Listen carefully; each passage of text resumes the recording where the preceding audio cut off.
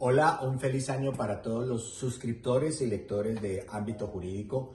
¿Qué le espera al mundo, a la región latinoamericana y a Colombia, por supuesto, en materia de derecho internacional y diplomacia? Es la gran pregunta para este 2024. Muchos desafíos a nivel mundial, por supuesto, tenemos la guerra entre Rusia y Ucrania, que ha puesto en evidencia la parálisis que sufre el Consejo de Seguridad de Naciones Unidas para restablecer el orden y la paz internacional en esa región del mundo.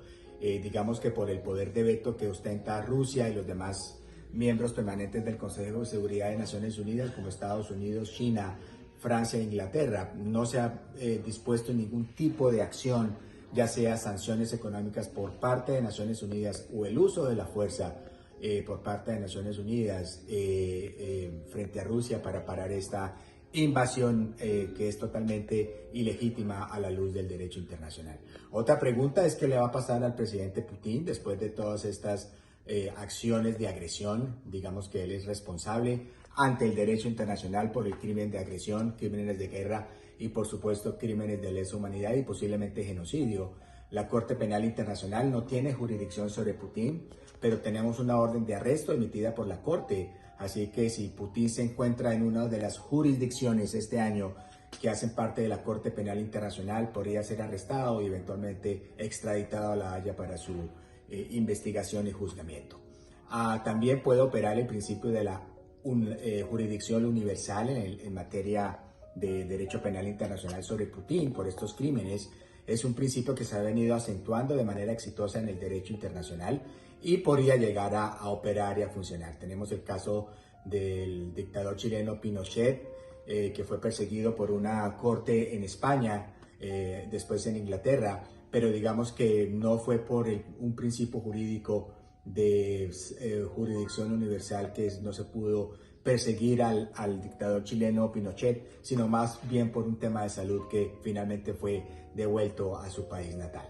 El conflicto entre Israel y Palestina sobre la franja de Gaza también pues genera los mismos interrogantes. No se está cumpliendo el mandato de la ONU de garantizar la paz y la seguridad internacional tampoco allí en esta región del mundo. A nivel latinoamericano, pues tenemos el gran reto del presidente Petro de que convenzca a su homólogo, el presidente Maduro, de volver a la Corte Interamericana de Derechos Humanos y ser parte ya del sistema interamericano de derechos humanos. Recordemos que fue el gobierno del presidente Chávez en el año 2012 que retiró a Venezuela de la jurisdicción de la Corte Interamericana de Derechos Humanos por el caso del estudiante Raúl Peñas Díaz.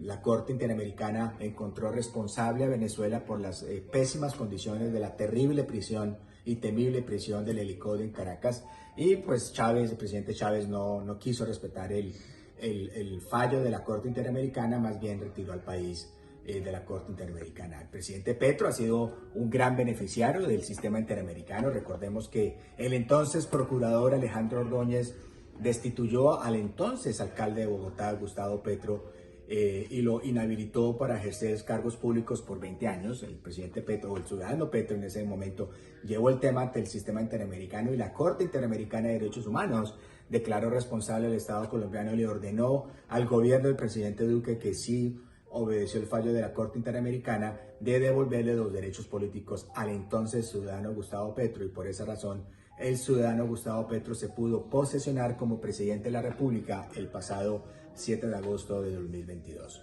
A nivel Colombia, el canciller Leiva nos ha anunciado una serie de reuniones con unos agentes nicaragüenses ante la Corte Internacional de Justicia, reuniones en noviembre y en diciembre, acerca de darle alcance a los fallos de la Corte Internacional de Justicia sobre la disputa histórica entre Colombia y Nicaragua sobre el Mar Caribe. En particular, el fallo de noviembre de 2012 en el gobierno del presidente Santos, perdimos 43% del mar territorial.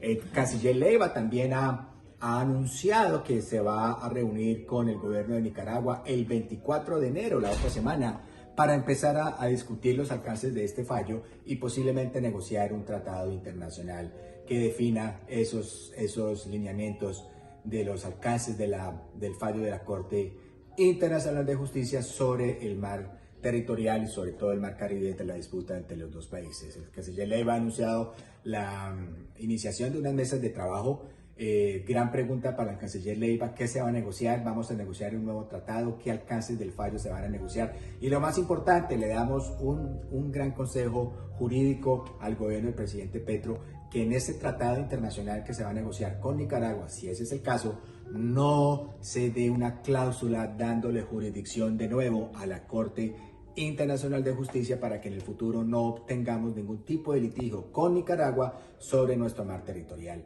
sobre nuestros derechos en el Mar Caribe, incluyendo ya la decidida plataforma continental. No queremos que en ese nuevo tratado internacional se involucre una cláusula dándole competencia a la Corte Internacional de Justicia en materia de disputas entre los dos países sobre el Mar Caribe, allí en esa zona del Mar Caribe. Eso es lo que nos espera en el 2024. Va a ser parte de la agenda noticiosa de estos temas del derecho internacional y de la diplomacia. Y le deseamos a ustedes un próspero, feliz año. Gracias.